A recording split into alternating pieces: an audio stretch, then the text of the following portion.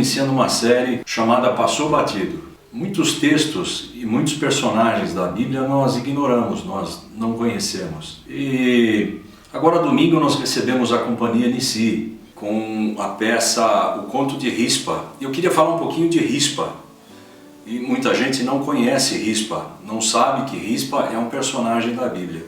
Está aqui em 2 Samuel capítulo 21 e eu quero ler. Diz assim: houve em dias de Davi uma fome de 3 anos consecutivos. Davi consultou ao Senhor e o Senhor lhe disse: há culpa de sangue sobre Saul e sobre a sua casa, porque ele matou gibeonitas. Então chamou o rei os gibeonitas e lhes falou, os gibeonitas não eram dos filhos de Israel, mas do resto dos amorreus. E os filhos de Israel lhes tinham jurado poupá-los. Isso quando Josué entra na terra prometida e os gibeonitas enganam os filhos de Israel e eles são obrigados a fazer uma aliança de proteção. Porém, Saul procurou destruí-los no seu zelo pelos filhos de Israel e de Judá. Perguntou Davi aos gibeonitas: que quereis que eu vos faça? E o que resgate darei para que abençoeis a herança do Senhor? Ou seja, para que essa praga de seca de 3 anos cesse em Israel. Então os gibeonitas disseram: não é por prata nem ouro que temos questão com Saul e com sua casa, nem tampouco pretendemos matar pessoa alguma em Israel. Disse Davi: que é, pois, que quereis que vos faça? Responderam ao rei: quanto ao homem que nos destruiu e procurou que fôssemos assolados, sem que pudéssemos subsistir em limite algum de Israel, de seus filhos sejam nos dados 7 homens para que enforquemos ao Senhor em Gibeá de Saul, o eleito do Senhor. Disse o rei: eu os darei.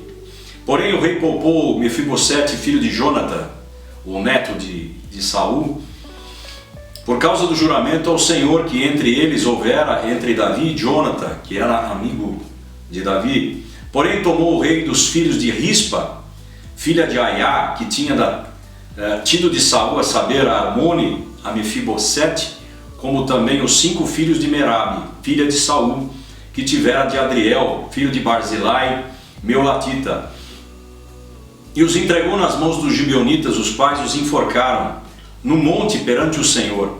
Caíram os 7 juntamente, foram mortos nos dias da colheita, nos primeiros dias do princípio da colheita de cevada. Então Rispa, filha de Aiá, tomou um pano de saco e estendeu para si sobre uma pedra, desde o princípio da colheita até que sobre eles caiu chuva. Não deixou que as aves do céu se aproximassem deles de dia, nem os animais do campo de noite. Foi dito a Davi que fizera Rispa, filha de Aiá, a concubina de Saul. Então Davi tomou os ossos de Saul, os ossos de Jonatã, seu filho, dos moradores de Jabe e Gileade, os quais os furtaram da praça de Bet-Seã, onde os filisteus os tinham pendurado no dia em que feriram Saul em Gilboa. Dali transportou os ossos de Saul, os ossos de Jonatã, seu filho, e ajuntaram também os ossos dos enforcados. Enterraram os ossos de Saul e de Jonatã, seu filho, na terra de Benjamim, em Zelá, na sepultura de Quis, seu pai.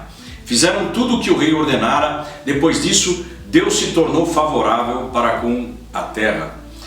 É uma história difícil. Nós assistimos essa peça no domingo último e eu perguntava para algumas pessoas: você entende o que você está ouvindo?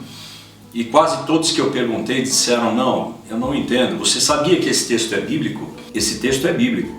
A Companhia Nissi, ela traz uma peça baseada na história real de Rispa, que foi uma das mulheres de Saul e que tinha 2 filhos.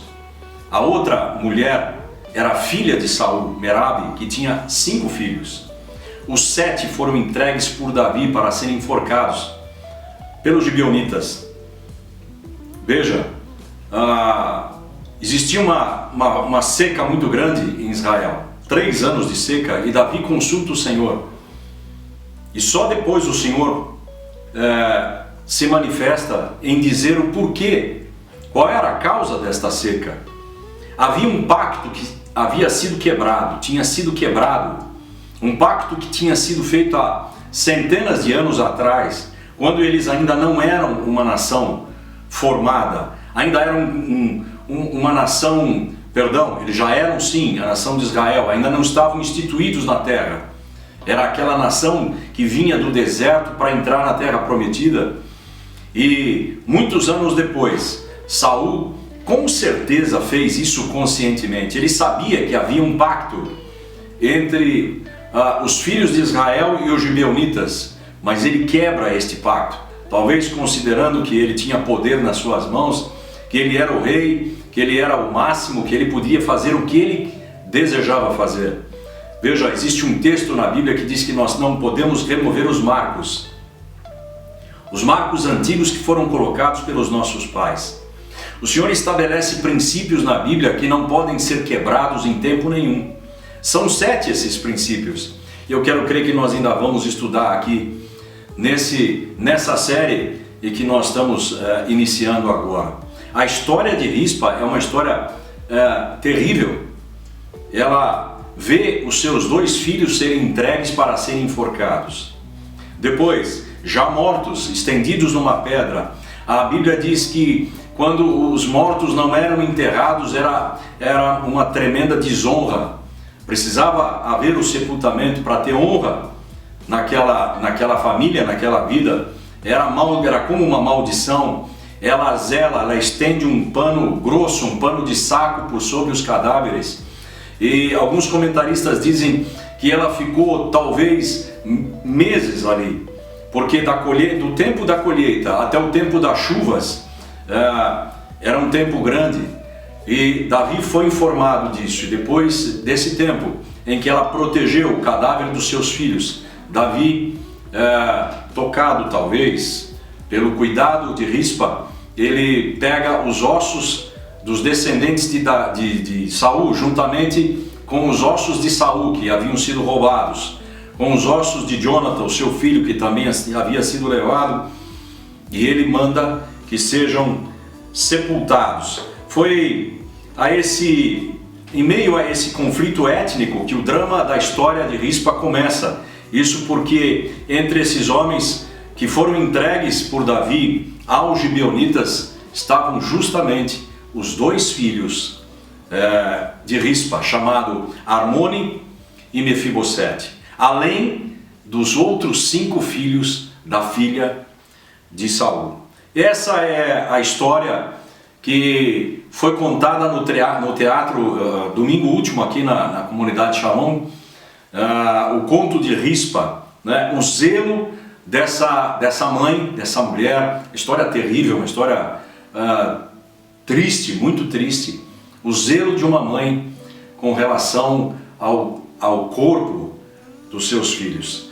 É interessante a gente notar, diz o comentarista, que naquele momento a Bíblia diz que o Senhor não tinha mudado a sua atitude em relação à terra de Israel. Ou seja, a fome persistia. Sabe, a gente pode tirar muitas lições daqui. Muitas das situações que nós vivemos hoje, talvez sejam reflexo de atitudes e ações dos nossos antepassados. Por isso, é importante a gente ir diante do Senhor e perguntar: Senhor, por quê? O que nós temos que fazer? O que nós precisamos fazer, Senhor Deus?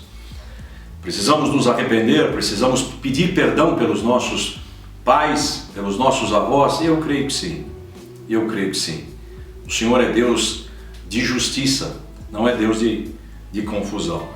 Aí diz que o Senhor se tornou favorável para com a terra, está em 2 Samuel 22, versículo 14. Isso significa que a crise havia chegado ao fim. Então, se você quiser estudar um pouco sobre Rispa, leia 2 Samuel capítulo 21, 2 Samuel capítulo 22. E se Deus permitir, a gente se encontra novamente aqui na próxima edição, onde a gente vai procurar mais algum texto do Passou Batido.